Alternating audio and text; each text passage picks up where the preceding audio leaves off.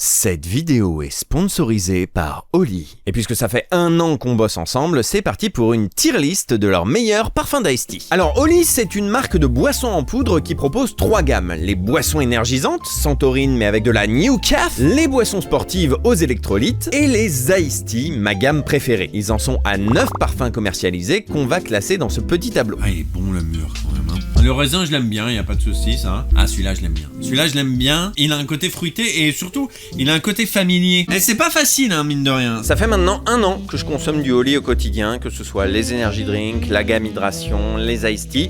J'en ai toujours une bouteille au frais, au frigo, au cas où. Franchement, c'est impeccable. On va peut-être mettre la mangue devant la pomme. D'habitude, j'aime bien l'Ice Tea pêche. Là, ce qui m'embête, c'est plus le thé noir. Je suis pas un fan de thé noir. Et autant on sent la pêche, autant on sent aussi le thé noir. Si vous voulez découvrir toutes leurs saveurs, des box découvertes sont disponibles pour que vous puissiez faire votre propre tier list. Ils sortent régulièrement des nouveaux parfums comme l'Ice Tea citron miel que je n'ai pas pu goûter en live mais qui trouve sa place tout en haut de la tier list. Donc définitivement le meilleur, c'est le citron thé vert matcha menthe, indispensable. Pour être honnête avec vous, je suis hyper content de travailler avec Oli depuis maintenant plus d'1 an. Ils sont hyper sympas, ils me rincent de produits. J'ai repoussé une vidéo pendant 6 mois, ils ont été hyper compréhensifs et en plus ils me laissent le champ complètement libre pour les segments sponsorisés. Si j'ai envie de dire que la saveur vanille framboise des Ice Tea, elle est dégueu, et ben y a personne pour m'en empêcher.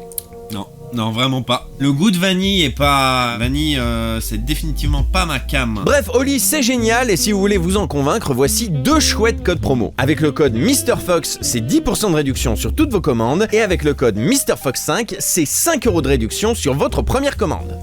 Voilà, ça c'est la tier list définitive Oli Ice Tea, jusqu'à ce qu'il sorte une nouvelle saveur évidemment. Alors n'attendez plus, vous verrez, ça remue les tripes, Oli. Tripoli? Laisse-moi deviner. Oui, cette fois c'est Tripoli en Grèce. Holy. Ça tourne. Parfait. Salut à tous les amis, c'est MrFox. Merci à tous pour le super accueil que vous avez fait à la vidéo sur MrBeast. Je vous avoue que je travaille dessus depuis un bon moment. Depuis septembre de l'année dernière. Cette vidéo n'aurait pas été possible sans l'entretien que m'a gentiment accordé Maxime Donnet, qui a été la voix française de MrBeast pendant 2 années effectives et sur l'équivalent de 4 ans de vidéo. Notre entretien a été long et passionnant, il s'est même étalé sur 2 jours pour ne pas vous mentir, et ça me frustrait un peu de ne vous en montrer que les 10 minutes que j'ai gardées dans le montage final de la vidéo. C'est pourquoi je vous propose aujourd'hui en guise de bonus l'interview avec Maxime Donnet dans son intégralité.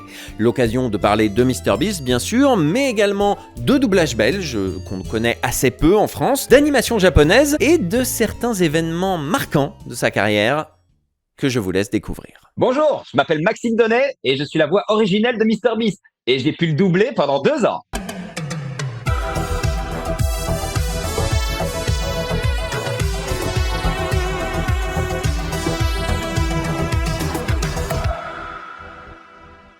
Alors Maxime, je vais te présenter rapidement, tu es comédien, tu as fait notamment du théâtre et puis petit à petit tu t'es redirigé vers le doublage, tu travailles notamment en Belgique, tu as travaillé pas mal sur de grosses licences doublées là-bas au cours des années 2000, tu as travaillé notamment pour Disney dans plusieurs de leurs sitcoms, Zek dans Zek et Luther, de Austin dans Austin et Ali, de Bash dans Franklin et Bash, tu as aussi fait pas mal d'animés, tu as été la voix de Rachid pendant 3 ans sur la série Pokémon, de Sai dans Naruto, de Axel Blaze dans Inazuma Eleven. J'ai entendu parler de celui-là. T'as aussi repris le personnage de Lupin, Edgar de la Cambriole, depuis 2018. Ouais, juste, ouais. Et en ce moment, tu es la voix de Senku dans Dr. Stone, qui est une des grosses licences shonen du moment. Ouais. Ma première question est la suivante. Comment ça va? Elle est facile cette question. Ça va, ça va. Ça va fort. Très fort. La première question est un peu bateau, mais il faut toujours un petit peu passer par là. Est-ce que tu te souviens de ton premier doublage? Alors, c'est un peu difficile comme question parce que il y a eu beaucoup de petites choses au début et j'ai pas trop sacralisé le premier doublage. Enfin, je l'ai pas marqué d'une pierre, mais j'avais eu quand même un petit personnage dans une telenovelas au tout début. C'était une série espagnole qui s'appelait La famille Serrano. Los Serranos, c'était autour des années, ça devait être en 2007, j'ai fait la dernière saison. Le personnage qui s'appelle David, surnommé DVD, qui est un ami de la famille, un peu à fond technologie. Il y a eu des choses assez rapides après. Il y a eu par exemple, Amelia, un film avec Hilary Swank, où j'ai doublé Ewan McGregor, un peu trop tôt. hyper content. J'étais très très excité, mais j'étais paniqué de le faire. Le transcontinental était trop ambitieux. Étapes nombreuses pour les dames, c'était éreintant. Mais les navettes Washington, New York, Boston, on pense vraiment que c'est l'avenir. Vous voulez bien nous rejoindre? Pourquoi? En quoi vous serais-je utile? Eh bien, vous êtes la femme la plus célèbre d'Amérique, voilà pourquoi. Du coup, t'as commencé dans les années 2000. Tu y es arrivé comment? C'est des potes de théâtre, un DA que t'as contacté Alors, on a fait un super stage qui existe toujours. J'ai fait donc des études de théâtre à l'IAD, Institut des Arts de Diffusion. J'articule très mal dans la vie. Au micro, c'est comme les accents. C'est comme Céline Dion, Garou qui ont plus l'accent québécois quand ils chantent. J'essaie d'articuler mieux quand je suis au micro. J'ai fait l'IAD pendant 4 ans. Je suis sorti en 2006 et la dernière année, il y a eu une semaine de stage. J'ai aimé tout de suite en faire en fait. Et je pensais pas que ça allait être aussi chouette. Le doublage, c'était un peu le plan B à la base. Moi, je voulais vraiment faire du théâtre de création, écrire des textes, jouer sur scène. C'est venu un peu entre le doublage, entre plusieurs projets. Je voulais faire le stage et ça a marché et c'était chouette. Et voilà, j'ai voulu continuer. Tu fais encore du théâtre un petit peu aujourd'hui ou Là, plus depuis 2016. Ah ouais, effectivement. Ouais, ça fait un petit temps. Et vraiment, le doublage a pris beaucoup de place. Énormément de place. Il y a eu aussi un peu les clips de mon frère, j'ai réalisé, je me suis mis à la réalisation, à l'écriture, les clips de mon petit frère, April, qui est musicien, auteur-compositeur. Mais le théâtre s'est arrêté, s'est mis en pause en 2016, avec la compagnie Gérard Gérard, une compagnie parisienne. Tu dis que le doublage a pris une grosse place dans ta vie. Est-ce que c'est un choix ou est-ce que t'es beaucoup demandé et ça s'impose un peu à toi? Je pense que c'est toujours un choix. Parfois, c'est le mood du moment qui fait que tu as envie de faire autre chose que du doublage. Parfois, c'est les projets où tu as trop travaillé avec un DA, tu as envie de passer à autre chose, ça peut arriver aussi. J'ai jamais mis ça de côté, jamais mis ça de côté. Le doublage, ça a toujours été là et ça a jamais été une tare. Jamais, jamais, c'est toujours un cadeau. Le doublage, vraiment, et c'est devenu vraiment un artisanat. Il y a une forme de précision de l'outil qui est la voix qu'on retrouve pas forcément ailleurs. Voilà, il y a des danseurs, c'est le corps. C'est le corps. Pour moi, le doubleur, c'est vraiment le jeu par la voix. Quand je suis sur scène, il y a un côté plus aventurier avec une Harley ou un 4x4. On peut vraiment choisir les routes qu'on veut.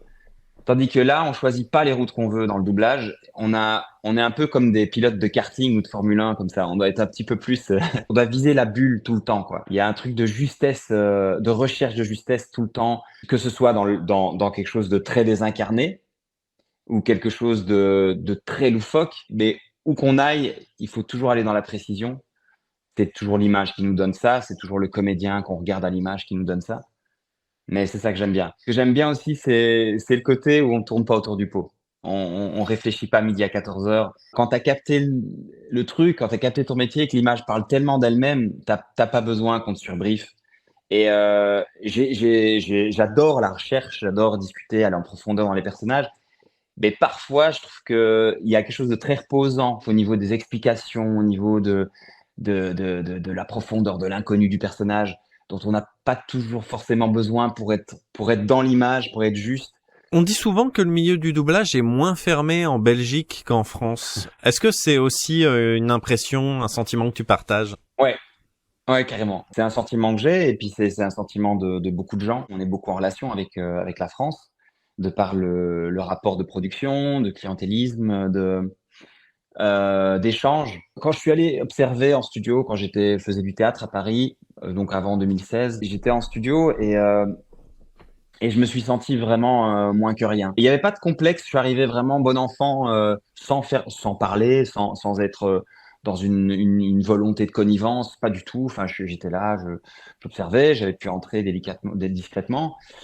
Et j'ai pas ressenti de bienveillance, j'ai pas ressenti d'accueil. Il y a eu bonjour, et je me suis assis et en fait, je suis resté là 8 heures et j'existais pas en fait. Après, ça, c'est pas le problème. Ça faisait un petit moment, ça faisait 9 ans que je faisais du doublage.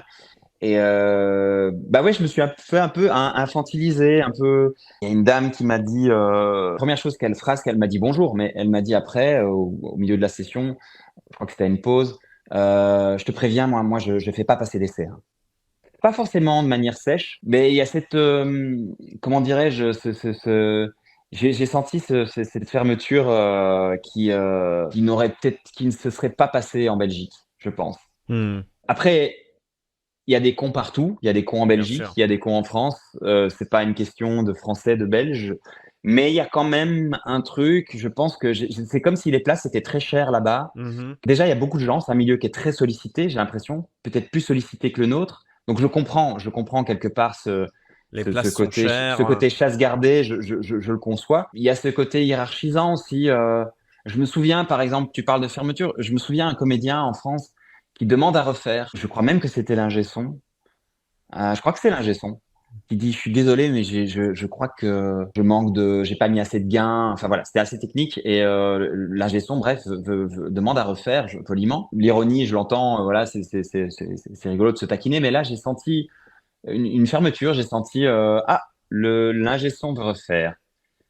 D'accord, ok, bien, on va refaire. Et voilà, et Hmm. après, chacun ses rapports aussi à l'autre. Si ça Bien se trouve, sûr. ça se passait pas bien entre eux. Mais je veux dire, même si, en tout cas, moi, j'ai jamais rencontré ça en Belgique, même Hmm. si les gens s'entendent un petit peu moins, si un ingé son dit j'ai envie de refaire, il n'y a pas de discussion. Il n'y a Ouais, pas de bien sûr. discussion, on refait et tout ça.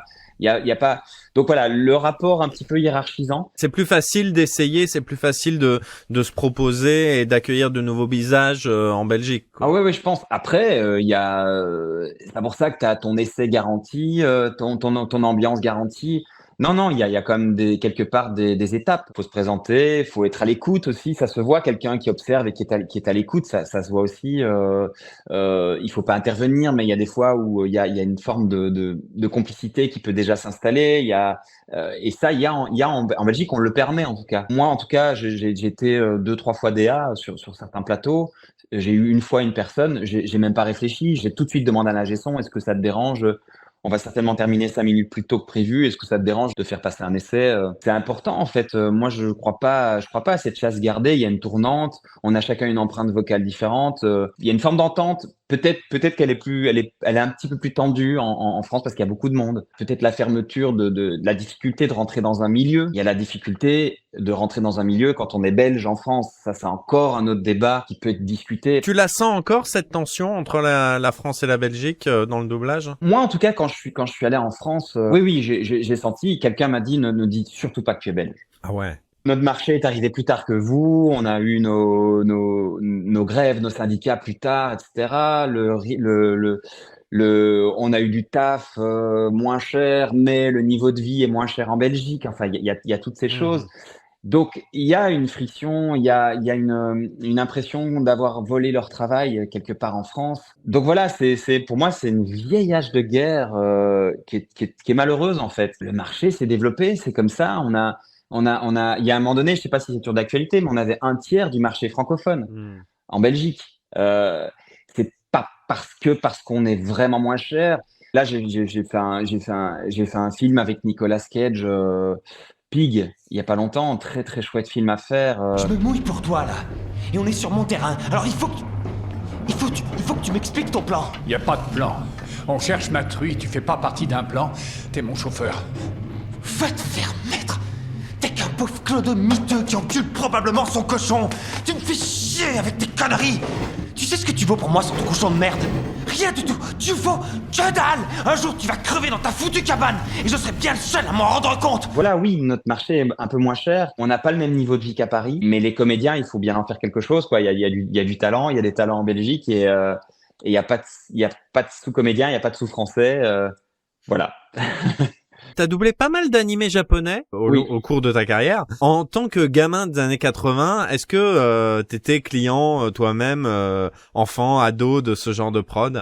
Ouais, je crois pas que j'étais un carnivore de manga, mais j'ai des souvenirs vraiment très forts et toujours très émotionnels presque des Chevaliers du Zodiaque, Dragon Ball à fond. Ça c'est enfin c'était vraiment ça passait en prime quoi, ça Bien passait sûr. à la télé. Olivier Tom un petit peu? Oui, Olivier Tom, j'adorais. T'avais Juliette Je t'aime. Oui, Juliette, je t'aime. Nicky Larson. D'ailleurs, Nicky Larson, je retrouve des similitudes avec Lupin. Ouais. Il y a un truc avec Lupin dans le personnage, dans son caractère un peu libidineux, un peu gentleman, le mec qui se fait taper par les filles, il est fourbe. Enfin, il a plein de facettes vraiment chouettes à jouer, dans l'ironie tout le temps, dans l'arrogance. T'as repris le personnage de Lupin pour la nouvelle Ouais. série, les films, etc. Ouais, Lupin, c'est trop chouette à faire. Déjà, j'adore l'animé. Je trouve que l'animé est vraiment réussie. Les musiques sont originales, c'est du jazz, jazz funk, qui passe du funk au jazz. L'univers japonisé, Paris japonisé, c'est magnifique, quoi. Il y a des fois, c'est vraiment de la vraie photo, quoi. Et le personnage est savoureux. Parce qu'il a plein de facettes. C'est un de mes personnages, je crois que c'est un de mes personnages manga préférés. Et voilà, c'est le bon copain aussi, c'est un gourmand, il est classe. Ouais, le héros, un peu anti-héros comme ça, ça c'est cool. Là, Nicky Larson, c'est avec Mammouth, ça c'est des beaux souvenirs. Il y en a sûrement d'autres. Ouais. Du coup, Cool. on parlait d'Olivier Tom. T'as doublé tout le long de sa diffusion et dans les spin-offs le personnage de Axel Blaze dans Inazuma Eleven. Ouais. C'est un espèce d'héritier déjanté, survolté de Olivier Tom. Oui, il y a des similitudes de fou furieux. Je pensais pas que ça allait prendre autant d'ampleur, autant la série que le personnage. Je pense, si j'ai souvenir, il était plus mystérieux, plus en retrait. Puis ça devient un leader, ça devient un héros un peu puissant comme ça, avec ses attaques de tonnerre de feu. Ça, c'est vraiment la première expérience des attaques de manga. Tornade du dragon. J'ai fait des études de théâtre pour ça, en fait. C'est-à-dire que tu sors tellement tes tripes et tu te souviens des exercices du théâtre antique des passages d'Agamemnon où tu parles de décapitation, de trucs vraiment violents. Il y a cette violence dans ces attaques qui est nécessaire. Tornade de feu. Quoi? On invoque des attaques comme on invoque les dieux dans le théâtre antique. C'est ça, vraiment. Et je me souviens des exercices à l'IAB où on travaillait la projection, l'intensité dans la projection, et donc on devait pouvoir dire des choses banales mais très fortes. Et donc on se mettait au fond au fond du théâtre et on devait vendre des fruits et des légumes. Et en criant très fort, en parlant très fort, que ce soit très audible. Et c'est marrant, mais dans Inazuma Eleven, les attaques d'Axel Blaze, la tornade de feu, je crois. Pas que tu te remémores, mais tu sens t'as bossé ça quelque part, quoi. Ouais, il y a une filiation. Ouais. En 2010, t'as intégré l'équipe de Pokémon en doublant le nouvel acolyte de Sacha à ce moment-là qui était Rachid. Est-ce qu'il y a une pression quand on intègre une équipe aussi établie et sur une licence aussi connue? Moi, ça m'a fait sourire, ça m'a fait rigoler, je me suis dit, je vais faire partie d'une équipe un peu d'anthologie. Il y a eu une pression on a un peu cherché la voix au début, l'humeur du personnage. Tu sentais qu'il y avait une attente derrière. Cette fois, je vais faire le maximum. Il faut que je gagne le badge d'Ogoès. Feuillajou, j'ai très envie de les inviter à un combat raffiné, au goût prononcé, exquis et profond. Qu'est-ce que tu en penses? Feuillajou. Puis c'était un personnage assez doux, assez simple. Et par contre, oui, une excitation. Mon frère était très Pokémon, il collectionnait les cartes, et je sais pas combien de cassettes de jeux vidéo il avait déjà. Mes cousins, pareil. Il y avait une forme d'excitation, de fierté pour soi, pour les autres. Et j'ai chanté un générique Pokémon. Oui, c'est vrai. Restera-t-il du courage si les autres te laissent tomber? Croiras-tu au mirage si tout te semble abandonné? Pareil, c'était marrant de faire des attaques Pokémon. Mon Pokémon, c'est Feuillajou. Feuillajou, approche-toi de Moustillon. Feuillajou. Et maintenant, utilise morsure. C'est une question que je me pose souvent quand je vois des séries comme Pokémon où il y a toujours des centaines de personnages à doubler, il y a 3 nouveaux personnages par épisode, il y a 3 nouveaux Pokémon par épisode, faut renouveler l'équipe, faut essayer, j'imagine, de pas faire revenir tout le temps les mêmes. Ouais, clairement. Dans Naruto, j'en fais plusieurs, dans One Piece, j'en fais 2, Brook et Caribou. Je me souviens avoir fait au tout début de One Piece, avant que je sois Brook, j'avais fait Pell. Ce serait bête de s'en priver, on est capable de faire d'autres voix, donc bien sûr, on utilise plusieurs fois les comédiens dans une même chose. Ce sera toujours le même comédien qui fera le même Pokémon, mais il fera plusieurs choses.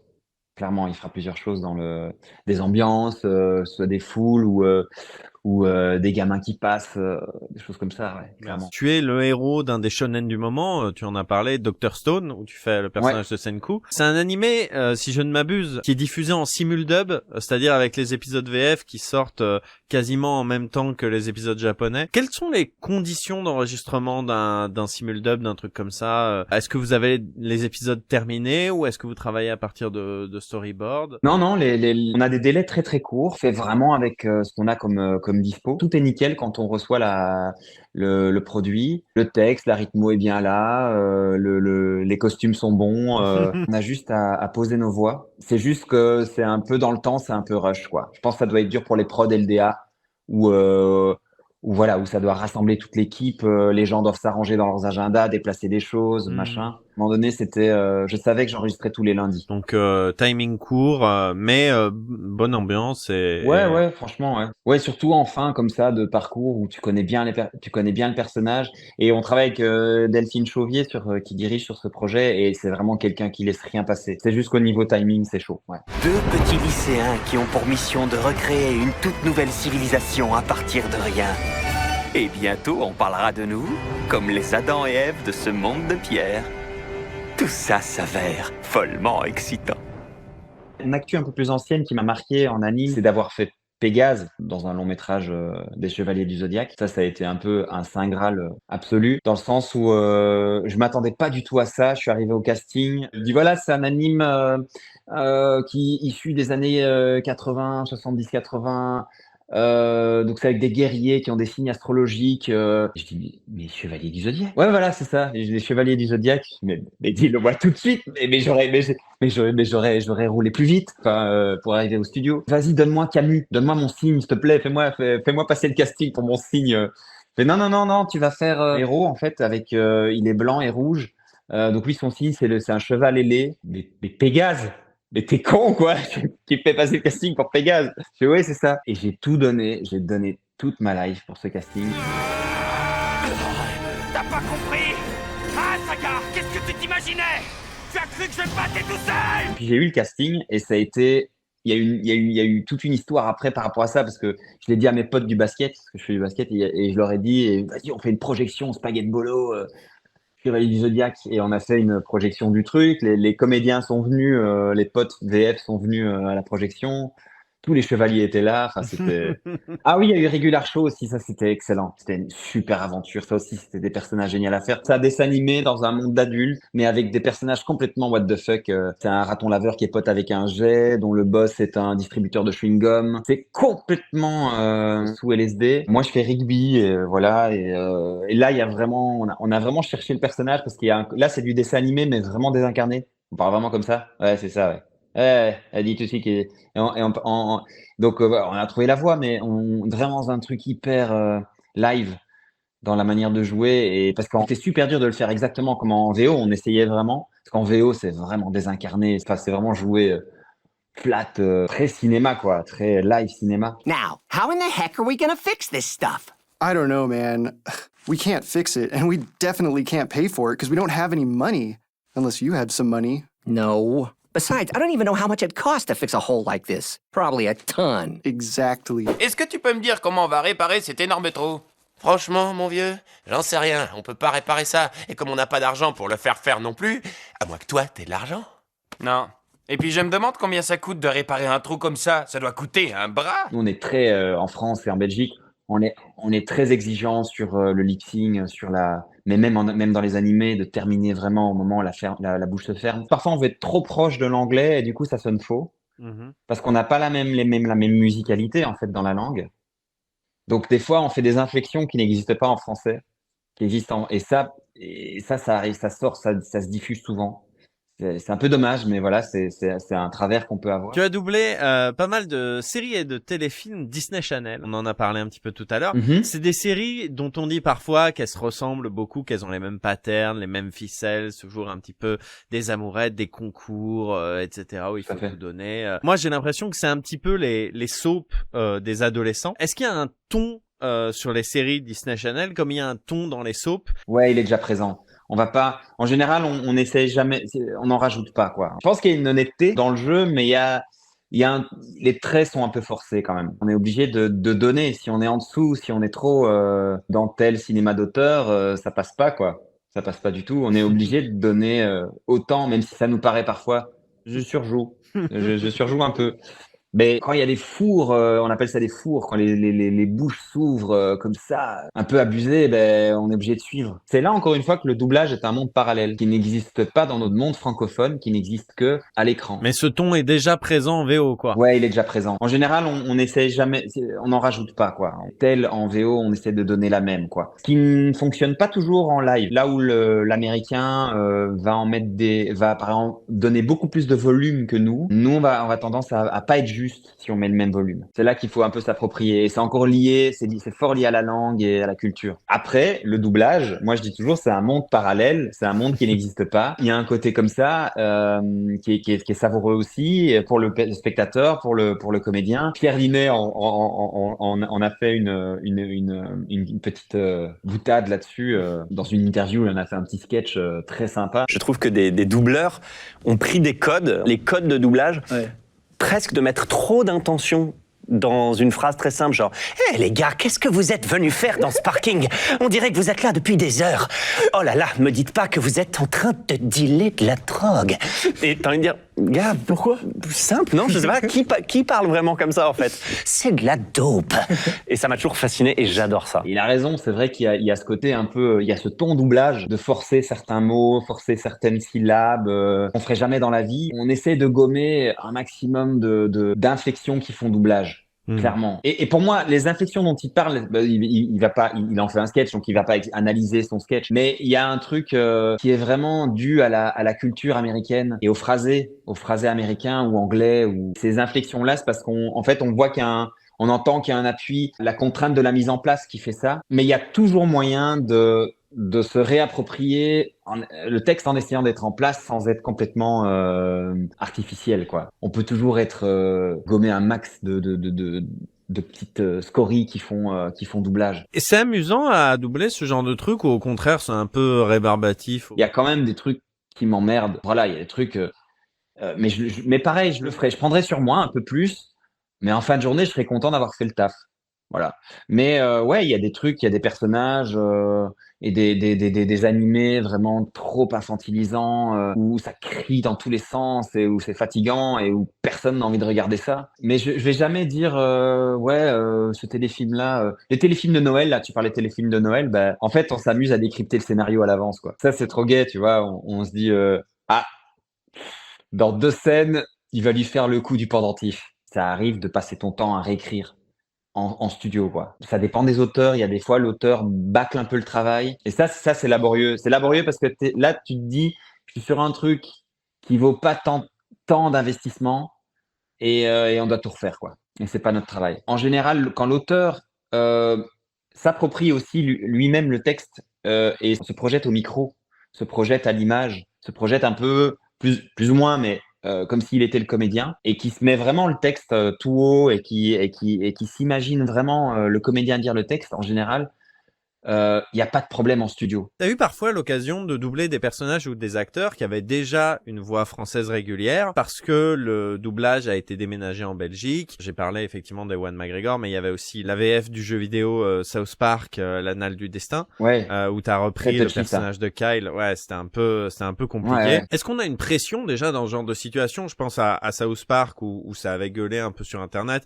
Est-ce que toi, t'avais une pression? Oui, ça a été beaucoup de pression ce projet. En plus, je pense que ça n'a même pas été dit. Je pense que ça n'a même pas été annoncé au public que ce ne seraient pas les mêmes voix. Non, je sais pas ça. Non, effectivement, on l'a découvert, je crois, sur les derniers trailers. Hey, salut, c'est le Mr. Fox en plein montage. Alors, concernant le jeu vidéo South Park, l'Annale du Destin, une petite remise en contexte s'impose. En 2014, Ubisoft sort le jeu South Park, le bâton de la vérité, uniquement en version originale sous-titrée. Les fans râlent, les doubleurs de la série expriment leur déception, une pétition est même mise en place. Aussi, quand Ubisoft annonce que le jeu suivant, l'Annale du Destin, sortira bel et bien avec un doublage français réalisé par les voix officielles, tout le monde est saucé. Sauf que finalement non. Après des rumeurs persistantes relayées sur les réseaux sociaux et confirmées par l'équipe de AVF, Ubisoft finit par annoncer officiellement dans un communiqué que les voix françaises du jeu ne seront pas celles des comédiens de la série. Consternation, indignation, l'AVF finalement présente dans le jeu, dont le casting est en partie français et en partie belge, se fait incendier par tout le web francophone. 100 $ de récompense, tu sais ce que ça pourrait représenter? représenter pour notre franchise de super-héros? Il a l'air vieux ce chat.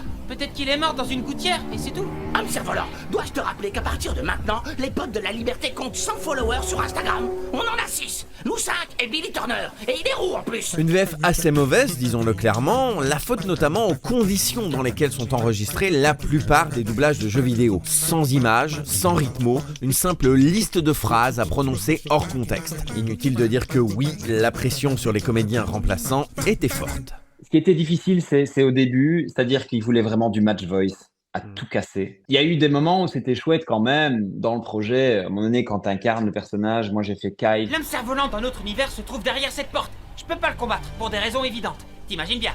Distorsion d'univers parallèle et tout le tout-team. Alors c'est toi qui vas t'en charger. Tu dois lui botter le cul pour qu'il retourne chez lui. T'as compris? Chope-le! Nous, ce qu'on nous a dit, c'est la négociation n'a pas abouti. Ils n'ont pas trouvé de deal satisfaisant entre les comédiens et les prods. Donc voilà, c'est reparti ailleurs.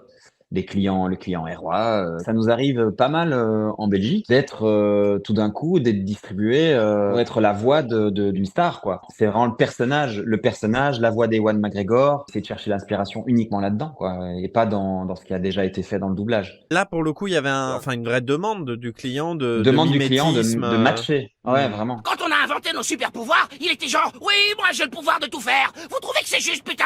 À notre tour de faire des combats. Quand même, on doit découvrir ce que savent les potes de la liberté. C'est vu en Belgique, il y a eu casting, il y a eu match voice, il y a eu plusieurs tours, il a fallu un peu se transformer. Écoutez, réécoutez, j'avais tout le temps la voix de William Cohen. Du comédien qui faisait à la base le personnage. J'aurais aimé en discuter avec lui.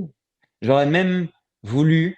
À l'époque, je sais pas, j'avais peut-être pas la même maturité de ça, en tout cas de communiquer les choses. J'aurais demandé. Après, est-ce que ça aurait changé quelque chose? Il y a eu un jeu vidéo. Il y a eu un jeu vidéo. Ah bah non, je crois que c'est une erreur. Non, on nous l'aurait dit. Oui, non, attends, puis on l'aurait fait. On nous aurait contacté. On peut pas faire des jeux vidéo sans nous. Non, enfin, ce serait mépriser les autres. Il y en a pas. Ils n'oseraient pas. Non, il y en a pas.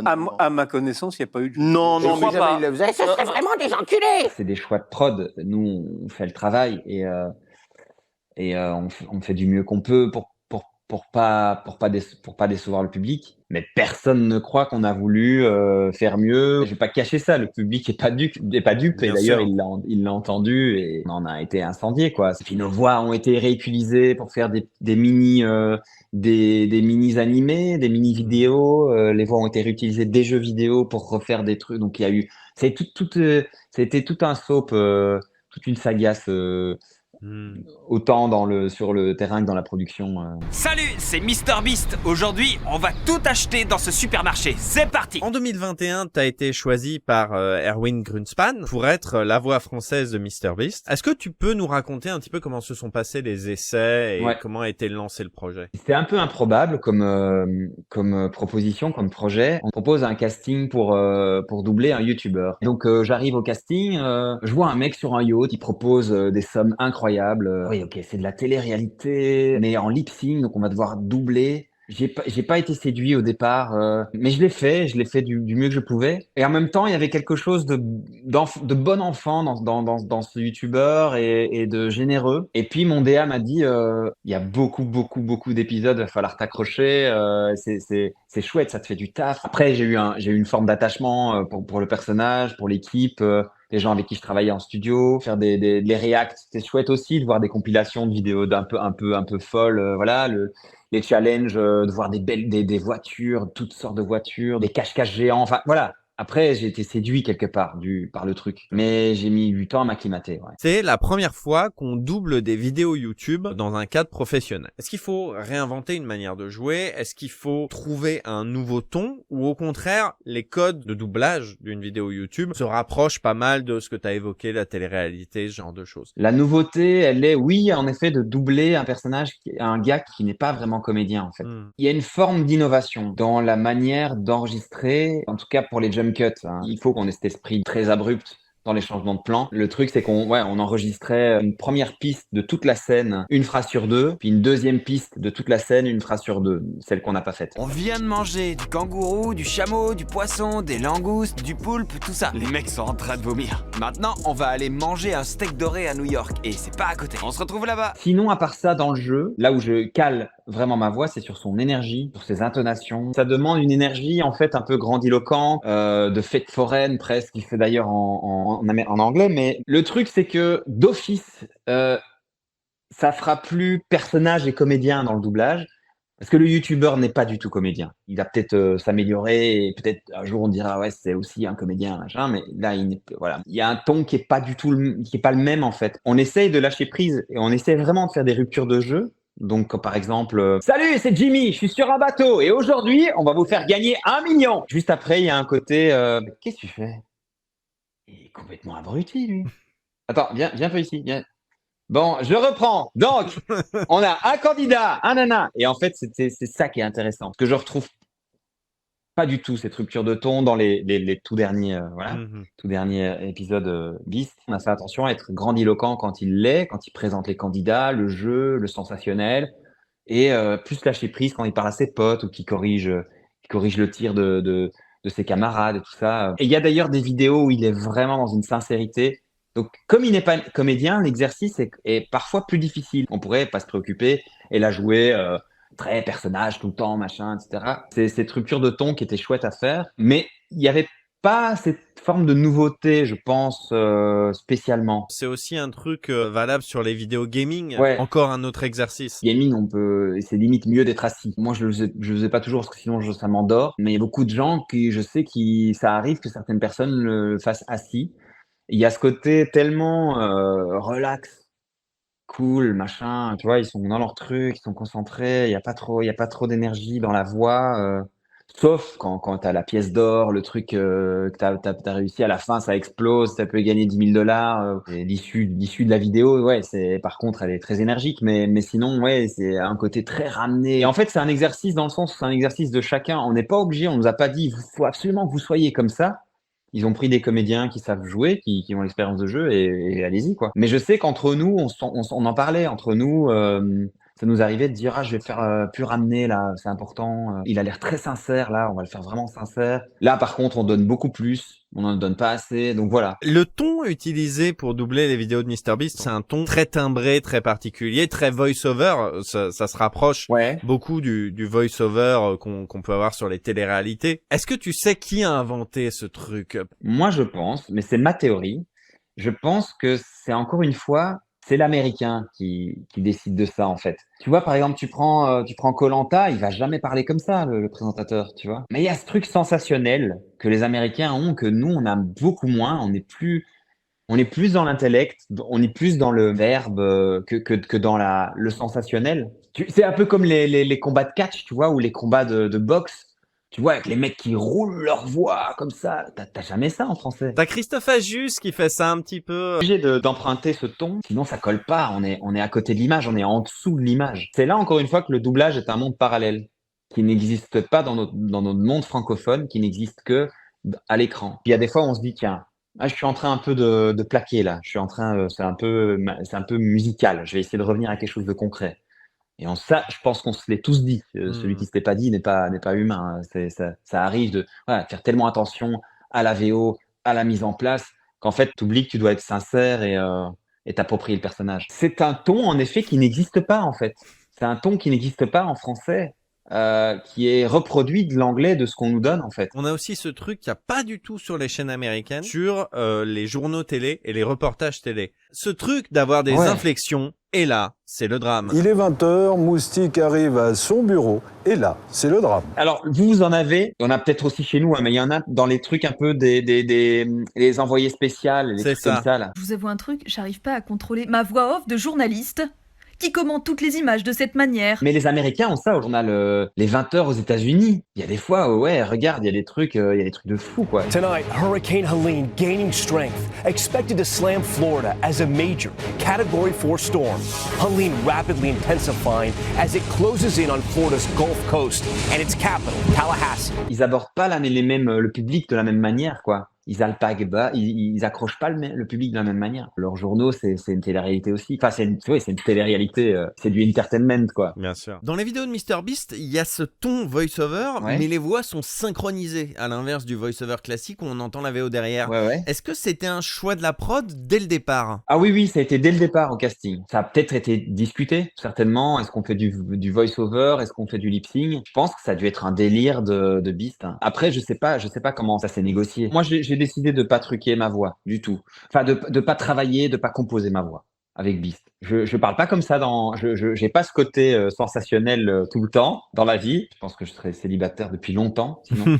Là où je cale vraiment ma voix, c'est sur son énergie, c'est sur son humeur, sur ses intonations. Mais je me suis pas dit, il faut vraiment que j'ai la voix du personnage. Ça, pas du tout. Et je pense que c'est tout le monde pareil. Tu parles de lip sync, justement, j'étais étonné de voir les efforts de l'équipe d'adaptation pour écrire des dialogues bien synchronisés, quitte à bidouiller un peu. Première étape, il faut faire un abri pour se protéger du soleil. Il est 2h de l'après-midi et Carl et Chris dorment toujours. Tu mets le doigt sur un truc dans beaucoup de projets, dans beaucoup de produits de doublage, surtout des gros plans, avec des fours ouverts comme ça. J'avais un gamin qui disait à un moment donné Dad pour parler de son père. Tu vas pas faire papa, il y a 2 battements, il y a plus 2 labiales qu'il n'y a pas machin. Tu vas dire pa, alors il y a des gènes labiales, ok, il n'y a qu'une syllabe, mais tu as toujours ta grosse labiale. Tu es obligé de dire, par exemple, non. T'es obligé, en fait. T'es obligé. En tout cas, le plus proche, caricature de Pierre Ninet, justement. Tu vois bien qu'il dit fuck, mais nous, on lui fait dire merde, tu vois, et ça donne genre non, putain de merde. Et ça, j'ai toujours adoré faire ça. Bah là, par exemple, en l'occurrence, j'ai envie de lui dire, moi, je laisse pas passer ça. Moi, je dis un fais chier. Ça passe beaucoup mieux. Fais chier sur fuck. T'as le feu et ça passe crème. Donc voilà, donc il y a des parades. Il y a des parades grâce au scénario. Grâce au contexte, ok, là, il peut dire non à la place de Dead, ça changera pas trop le machin, à la place de papa, ça changera pas trop. De toute façon, il dit papa juste après. Voilà. Et ça, on a rencontré dans Beast. Super travail d'auteur à des moments où il faut, dans un laps de temps assez rapide, traduire et vraiment adapter certains mots qui passent pas du tout en français si on les traduisait littéralement. Alors de temps en temps sur la vidéo Beast, il y a des effets vocaux, genre les saturations, les masques. Oui, on enregistrait avec des masques. Du coup, est-ce que c'était surtout de la post-prod ou bien c'était pré-mixé directement en studio? Il y avait un peu de post-prod. William Volver, qui était l'ingé son principal, il s'est poumonné à faire des petites statues, des choses comme ça, ou déplacer des jingles. Lui, il essayait de prémixer à mort, de montrer la direction, en tout cas, au mixeur, qu'il soit d'accord, en fait, sur la prise de son et sur le travail final. Il y a plusieurs vidéos de Beast où il y a des mèmes internet. Comment ça se passait pour savoir si on les traduisait ou pas? Si oui, comment? Je sais que quand on avait pas la ref directement en studio, on allait vite voir la ref en VF. Genre quand il y a un gars qui fait un truc super, qui rate pas sa cible. Parfois, il y avait genre Kobe. On allait sur YouTube et on tapait genre même Kobe. On tapait ce qu'on voyait, ce qu'on entendait, ce qu'on voyait à l'image en VO. Et on essaie de trouver l'équivalent en VF, en fait. Et même chose, j'imagine, pour les vidéos de gaming, où il fallait bien prononcer le lexique des jeux. Ça, on s'est cassé beaucoup la tête avec ça. Et on devait se passer le mot, on devait bien le noter sur les scripts, pas mettre le S de Creepers ou le mettre. Enfin, c'était tout des débats comme ça. Du coup, mais on vérifiait tout le temps plein de trucs sur Internet. Et on enregistrait souvent 2 pistes. Et puis le client devait se renseigner et puis il validait. Enfin, des trucs comme ça. Et pour les mêmes, c'est pareil, en fait. Je voulais parler aussi un peu du côté oral de l'adaptation. Le fait que les échanges sonnent très vrais. Une fraction du cringe. Ouais, c'est pas faux. C'est pas faux. Bah ouais. Est-ce que tout vient des adaptateurs ou est-ce que la team de comédiens a un peu mis son grain de sel Ouais, beaucoup de choses viennent des auteurs. Et, enfin, vraiment, ils se cassent la tête. Mais il y a des fois où on se dit non, mais ça, ouais, on dirait plutôt comme ça. Ouais, attends, vérifie ça. Ouais, on est d'accord, ça colle pas là, c'est un peu ringard ce qu'on doit dire. Voilà, ça arrivait pas tout le temps, mais ça pouvait arriver, ouais. Tu crois qu'il y a quoi dans cette caisse? Mec, je sais pas. Peut-être qu'il y a une voiture miniature ou un truc du genre, je sais pas, un lit-voiture. T'es parti dans tous les sens, mais j'adore. On faisait attention, on avait déjà les panneaux et on devait faire attention à ce que le texte, comme tu dis, ce qu'on oralement, ça devait être la même chose que, voilà, on devait s'adapter parfois. Ah, ils ont mis ça, ok. Et ce qui n'était pas forcément le cas à la rythmo, parfois, je crois. Ça pouvait arriver qu'on n'ait pas le texte qui correspondait vraiment au panneau. Une vidéo, justement, moi, qui me marque, c'est une vidéo qui s'appelle Salut, moi dans 5 ans. Ouais, et on voit vois Si, elle est marquante. MrBeast 2015 parler à MrBeast 2020. Je me souviens, il m'a bluffé cet enregistrement. Cette vidéo m'a vraiment bluffé. On a abordé le truc de manière le plus juste possible. On essayait vraiment d'être le plus désincarné possible. Tout frêle, tout fragile, tout pas sûr de lui, avec plein d'espoir, hyper délicat dans la manière de parler. Il y a de l'émotion, c'est tout doux. Il est hyper sincère. Il n'y a pas de texte parce que bon, ça aussi, ce qui fait la notion de personnage aussi, c'est le texte. C'est ça que je voulais te dire. C'est qu'on joue pas pareil quand il y a du texte, clairement. Enfin, je veux dire, c'est comme ça. Il y a un truc. Ça dépend évidemment quand il y a du live. Mais là, en l'occurrence, Jimmy, tu sens. Jimmy qui n'est pas comédien, tu sens quand il y a du texte. Tu fais toutes ces vidéos, je crois qu'on était à plus de 100, et puis tu retournes à celle-là. T'as envie de lui parler à ce gamin, tu sais pas ce qui t'attend, mec. Tu vas en voir des gens, tu vas en voir passer des gens, et il va t'arriver des trucs, quoi. Ce côté, comme tout le monde, ça crée un lien qu'on appelle lien parasocial, qui fait qu'on a l'impression que ces gens sont nos amis. J'ai ça par écrit. Ça m'arrive par écrit où les mecs me disent vas-y Jimmy, fais-moi une dédicace. Pas très courtois et trop proche à la fois, quoi. Ouais, je vois. Moi, j'ai eu l'occasion d'entendre la voix de Morgan Freeman. On est en 2008, je crois. J'entends la voix de quelqu'un et ça m'a vraiment fait des frissons. Je connais. Et direct, ça a fait tilt. On est dans des studios de doublage. C'est lui, quoi. C'est la voix de Morgan Freeman. Et donc, je vais lui, un peu de manière téméraire et en même temps très, très timide, je vais lui parler et je vais lui bonjour, Morgan Freeman, non? Et il m'a répondu avec sa voix très sympa, avec sa voix suave. Il y a pas de barrière, quoi. Pour toi, c'était Morgan Freeman. Bah ouais, c'était Morgan Freeman. Bah oui, tu le vois en fait. Et après, tu réalises, ouais, c'est pas sa tronche, mais c'est pas grave, c'est lui quand même, quoi. T'as l'impression de connaître Bruce Willis. C'est une belle analyse de reconnaissance. Ça rend vivant plus le doubleur encore, quoi. Est-ce que toi, tu as déjà ça avec MrBeast? Est-ce qu'il y a des gens qui viennent te voir sur les réseaux ou dans la vraie vie, qui te reconnaissent, qui te disent mais c'est vous MrBeast entre guillemets? Je suis pas sur Twitter, mais j'avais vu où quelqu'un me souhaite bon anniversaire et a fait une petite mosaïque avec tous les personnages que j'ai pu faire avec ma photo, très sympa. Et il met en légende et ce type fait MrBeast. Et je pense que c'était pas c'était pas connu encore. C'était au tout début de Beast. Donc il y a vraiment des gens qui reconnaissent, qui s'arrangent pour reconnaître, pour investiguer, etc. Des gens qui ont reconnu la voix de Beast. Ça pourrait peut-être arriver, mais je pense pas avoir une voix vraiment typée. J'adore la transformer, j'adore changer très fort d'intonation, d'alourdir ma voix. J'adore partir un peu partout. J'aime bien ça. C'est un truc vraiment. J'ai des potes des collègues très talentueux dans le jeu, etc. Mais qui changent jamais leur voix. Le mystère est vraiment entretenu concernant le doublage de MrBeast. Il y a pas de crédit, il y a pas de carton, il y a pas de mention sur le site d'Unilingo. Cette espèce de mystère, est-ce que c'est volontaire d'après toi? Et est-ce que c'est quelque chose que tu regrettes, toi? Est-ce que t'aimerais que l'équipe soit un peu plus mise en lumière? C'est un métier discret, le doublage, je pense. C'est pour ça qu'on l'aime bien aussi. Il y a un côté comme ça. C'est chouette d'avoir un peu de reconnaissance de temps en temps, clairement. On peut pas cracher dessus. C'est super gai quand il y a un gamin qui te demande une dédicace. Il y a un engouement autour du doublage. Il y a un public, mais pas autant. On n'est pas autant sollicité. Enfin. Je suis complètement anonyme, quoi. Je sais pas parce qu'il y a mon nom sur Internet. Je suis un peu connu, mais pas du tout célèbre, pas du tout. Et ça nous va très bien, en fait. La reconnaissance, oui, clairement, et la reconnaissance des gens, des auteurs, etc. Oui, c'est super important. Mais quand il y a un bon texte, je le dis, je regarde le nom du gars. C'est le gars, on avait déjà travaillé avec lui. Quand je vois le nom d'un auteur, mais on les met pas assez en évidence, clairement. C'est comme un texte de théâtre, en fait, un texte de doublage. Faut que ça sonne, quoi. Bien sûr. Faut vraiment que ça sonne. Faut que, c'est un boulot de dingue et on les met pas du tout assez en lumière. Ça, c'est clair. Les ingé son non plus, mais il y en a beaucoup qui s'en fichent et ils s'en portent très bien. Pour Beast, franchement, on s'est pas trop posé la question. On faisait partie un peu des paramètres de la vidéo. Tu peux changer les sous-titres, tu peux changer la langue, ça se fait automatiquement selon ta localisation. Je pense que c'est un peu ça qui était voulu de leur part. C'est ce côté, on se pose pas la question de qui double, qui fait quoi.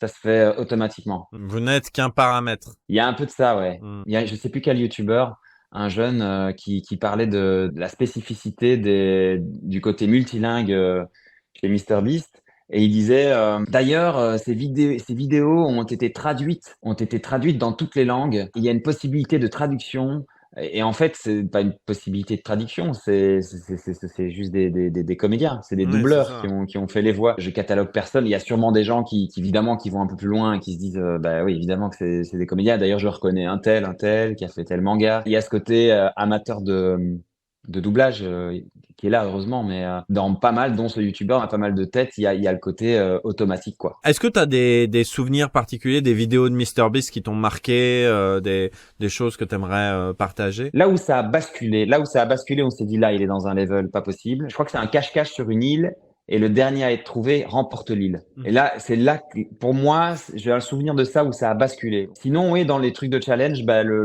moi, j'ai adoré le chasseur de primes parce que tout le monde a envie de le faire, en fait. Tout le monde a envie de faire un cache-cache géant avec une super récompense. Avec un vrai chasseur de primes, avec des voitures, avec des petits bateaux, avec des caticabines, des toilettes publiques où il fait semblant de se cacher dans une des toilettes et se faire emporter par un hélico. Mais voilà, c'est énorme. Les JO, bah, c'est 295 candidats. Tu pourras qu'à biper. Quand je dis des trucs en belge, tu bipes. Mais non, mais de toute manière, je fais une vanne là dans ce que j'ai écrit, je fais une vanne à un moment. Le doublage belge, bon voilà, c'est très effectivement français de France et ça parle en français parisien commun, on va dire. Mais on sent qu'ils sont belges et je mets une compile de tous les moments où vous dites 8 et vous dites 8 en fait, même dans le doublage. Il y a des 8. Il y a des 8. Pas passer. Ah, il y a plein de 8. J'en ai plein, j'en ai un. Un, c'est pas plein. Ben, je te jure que moi, les DA avec lesquels je bosse, on est à cheval sur des... on travaille même avec des DA parisiens, enfin français, dont un parisien, qui défend très fort la langue usuelle française et non la langue académique. Mais il a raison. Il a raison. Et le problème avec les Belges, c'est pas un problème parce que c'est mignon. Les Belges, en fait, sont très à cheval, très académiques. Je dis un exemple, il y a des gens, par exemple, qui font toujours bien les accents circonflexes sur les A. Je sais pas si ça vient de là, mais on fait, par exemple, on a du mal avec les cinérèses et les diérèses, tu sais, les contractions des syllabes. On dira plus un jouet et pas un jouet. Ah oui, d'accord. Des choses comme ça. Et ça, franchement, on fait très gaffe. Beaucoup font gaffe à ça. Parfois trop. En fait, on a l'explication académique, on a toujours l'explication dictionnaire, mais en fait, il y a plein de Français qui disent mais non, mais nous, on fait pas la différence entre je mangerai et je mangerai. C'est je mangerai. Enfin, demain, je mangerai avec Antoine. Il y a pas de je mangerai avec Antoine. Il y a pas de qu'est-ce que t'as dit? Et on a déjà eu des conflits d'écoute avec des Français sur les plateaux où en fait t'as un DA belge qui dit je suis désolé les gars on peut et ça sort les dictionnaires quoi. Attendez non c'est je mangerai quoi. Il y a un côté où on est un peu à cheval sur la phonétique tu vois un peu plus ou sur l'origine des mots machin etc. Et moins sur comment on parle à la télé en France quoi. Il y a quand même des fuites. Il y a des fuites sur des trucs où on est à cheval sur des sons. Et ça nous est un peu reproché, mais c'est pas reproché en mode mais enfin vous avez n'importe quoi. C'est juste qu'est-ce qu'il a dit là? Pourquoi il a dit ça comme ça? Et en fait, et c'est déjà arrivé souvent qu'une DA belge explique à un client français non mais c'est comme ça qu'on dit quoi. Et c'est là que des gens comme le DA dont je te parlais, français, qui va dire on s'en fout en fait du côté académique. La langue change, évolue et c'est comme ça aujourd'hui qu'on parle. Personne ne dit je mangerai. En France. Il y a un problème en France avec le mot doubleur. Vous, en Belgique, vous dites doubleur pour parler du comédien qui double sans aucun souci. Vous en foutez complet. Et la jeune génération de comédiens s'en fout aussi complet. C'est pas s'en foutre parce que on s'en fout des termes. C'est ça que je veux dire. Et qu'on pourrait dire un autre terme plutôt qu'un autre. C'est juste que ça ne nous dérange pas du tout d'être considérés comme doubleurs quand nous faisons du doublage, en fait. Et ça ne nous enlève aucunement nos capacités ailleurs, nos autres compétences, nos autres hobbies, nos autres jobs ailleurs, spécificités. Ça ne nous enlève rien du tout, en fait. Et mon beau-frère est plafonneur, il est carreleur. Il fait les deux. Voilà, et c'est pas un problème. Il travaille dans le bâtiment. Non, je suis désolé, monsieur, je suis pas carreleur, je travaille dans le bâtiment. C'est différent. Cette espèce de toujours viser l'excellence et le prestige dans ce qu'on est, on s'en fout, en fait. On s'en fout. Rappelez, attendez, je suis comédien, hein, attention. Ça va, on a compris en fait que t'es comédien. Dans doubleur, il y a ce côté, si quelqu'un s'y connaît un petit peu, en général, tu parles de doublage quand les gens savent un peu de quoi on parle. On va pas se la faire entre nous. On va pas, voilà, on sait qu'on est comédien et c'est pas grave si tu fais que du doublage pendant quelques temps. Voilà. Il y a ce passif en France que peut-être vous avez pas en Belgique. Tu vas me dire ce qu'il en est. Pendant les années 70, 80, 90, il faut surtout pas dire qu'on est doubleur pendant les castings, pendant les trucs comme ça, qu'on fait du doublage. Le doublage, c'était mal vu. C'était comme Ouais, faire bien du sûr. porno, c'était comme faire des trucs comme ça. J'irais même plus loin, le cinéma. Je suis sorti pendant quelques temps avec une Dijonnaise, pardon. Elle m'avait rapporté que pour ses grands-parents, déjà, faire du théâtre en Belgique, c'était n'importe quoi. Que si elle voulait faire du théâtre, fallait être en France, dans une école nationale. Pas du cinéma, plutôt du théâtre, quoi. Le cinéma, voilà, c'est pas un art noble. C'est pas noble. C'est pas noble, ouais. Hmm. Donc déjà ça. Donc je veux bien entendre que le doublage, waouh, c'est encore Mais- plus une imposture, quoi. C'est ça. Il y avait un comédien français, plus jeune, très jeune, qui m'avait dit, moi j'adore le doublage, j'aime bien le doublage en tant que discipline, hein, mais en plus de ça, ça paye bien et ça me donne la latitude financière pour faire des pièces qui bident sur Paris. Parce que le théâtre parisien est hyper Ouais. concurrentiel. Et lui, il était en mode, si j'essayais de vivre que du théâtre, je serais à la rue. Le doublage me donne la possibilité de mettre de l'argent de côté pour l'investir dans des pièces qui vont pas marcher, qui feront 10 spectateurs, mais au moins ce seront 10 spectateurs qui aimeront la pièce et on s'éclate. Et le théâtre, c'est tâtonner, faire une Et moi, pièce je qui bide, m'épanouis, une autre pièce qui bide, etc. Ouais, quand j'avais été chez Dubbing Brothers France, je me souviens, une jeune femme qui m'avait dit que grâce au Feu de l'amour, elle avait financé un spectacle à Avignon, une location à Avignon. Ah, typiquement, ouais. Dernier truc aussi, c'est le côté, je vous rappelle que je suis avant tout comédien, comme s'il y avait ce malaise de je ne suis pas qu'une voix enfermée dans une boîte. C'est vrai qu'il y a plein de gens qui se disent ouais, moi je ferais bien une petite voix, un de ces quatre, mon pote là justement, très sympa, mais qui se voit au micro, etc. Et je connais même pas plus tard que mon petit frérot qui fait de la musique, qui a une voix, voilà, j'adore sa voix, j'adore ce qu'il fait en musique, mais il est venu, il s'est dit je vais essayer, il s'attendait pas à ça, quoi. Il s'attendait pas à ça, il s'attendait pas à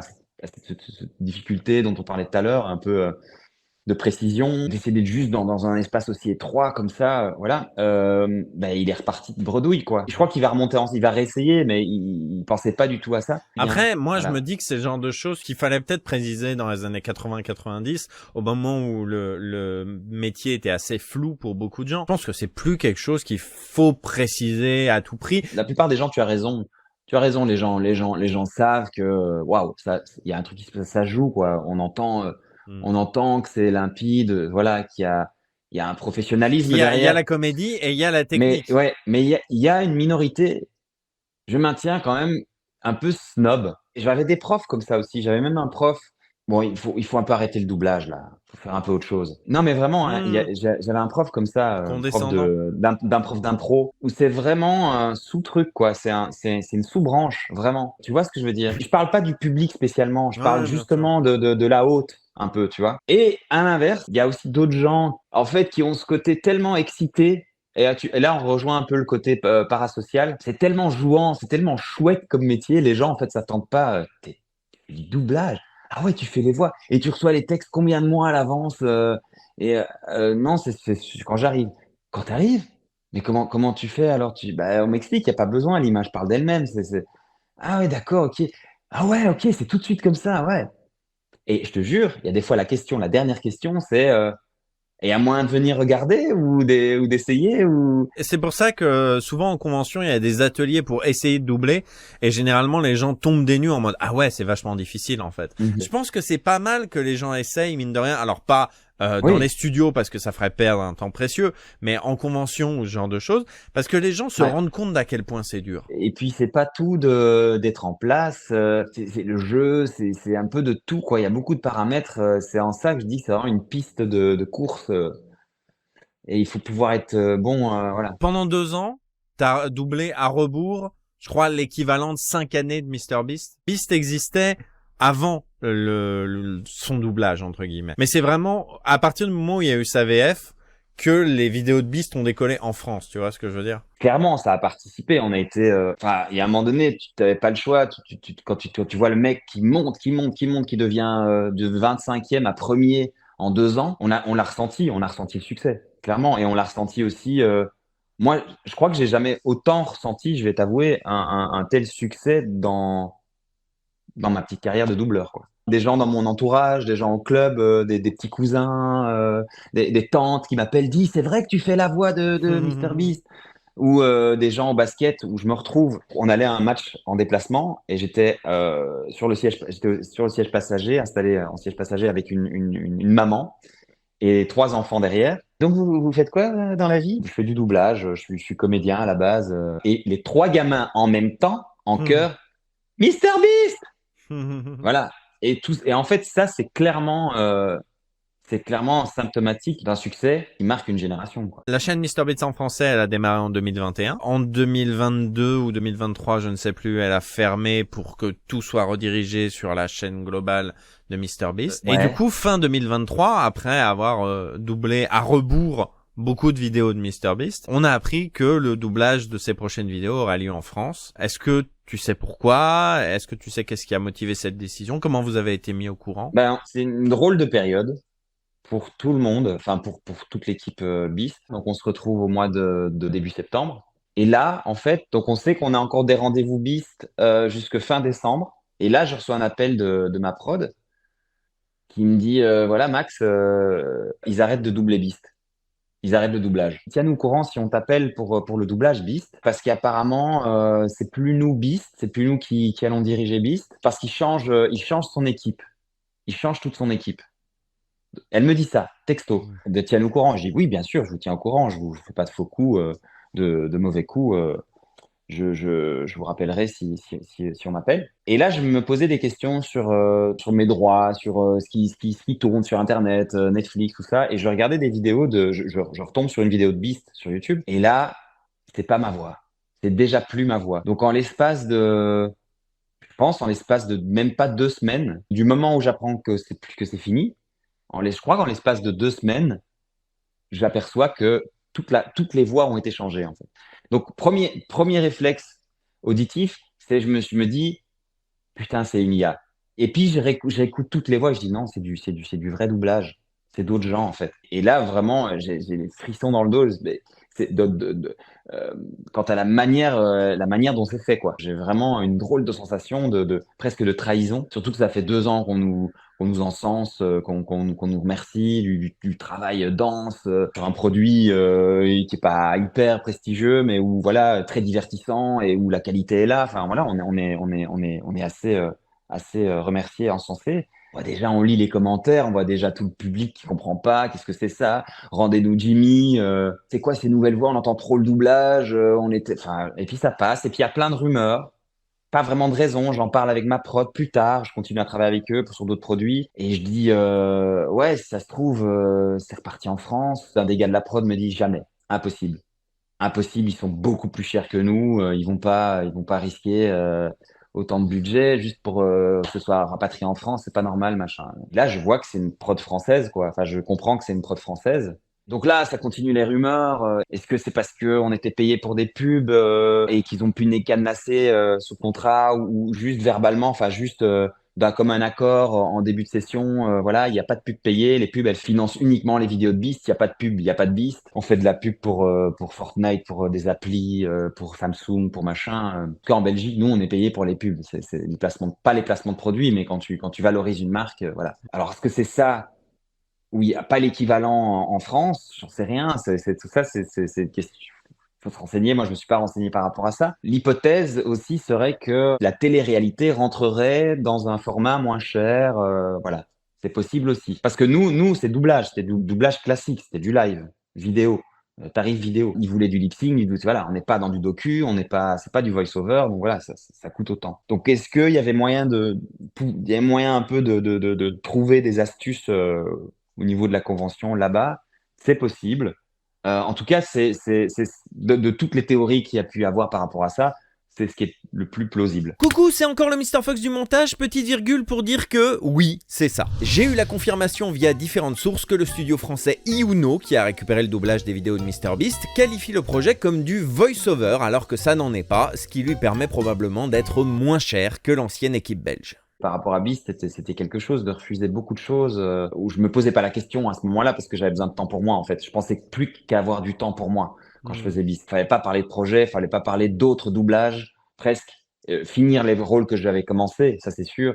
Foutre personne dans la merde, mais j'ai pas eu plus de trucs tout d'un coup. Mais tout ce que j'acceptais avant, je devais le refuser, quoi. Pour terminer, est-ce qu'il y a des projets à venir dont tu voudrais nous parler, hors doublage ou dans le doublage?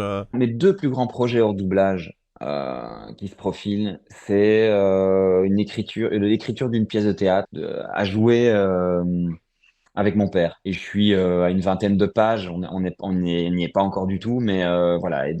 Ça prend du temps, mais chaque mot compte. Et il y a ma musique. J'ai esquissé des petits trucs mis un peu système D pendant le confinement.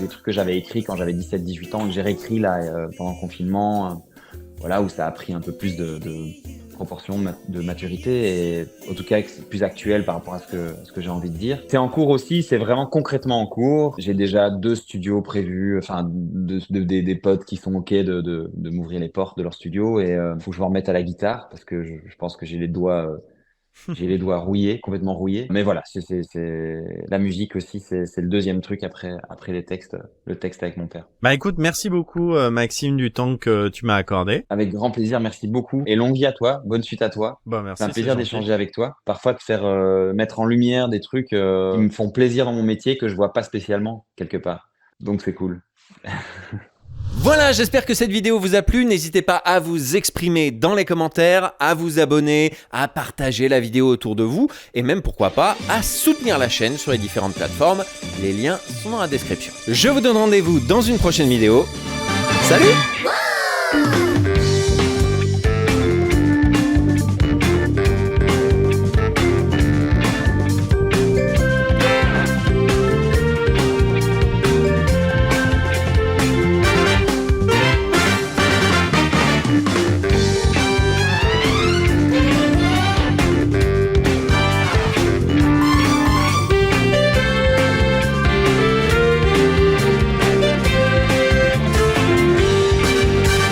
Merci beaucoup pour le formidable accueil que vous avez fait à la vidéo sur le doublage de MrBeast. En espérant que l'accueil sera formidable. Putain, il a enregistré avant. Fais-en une au cas où c'est horrible. Pour le pitoyable accueil.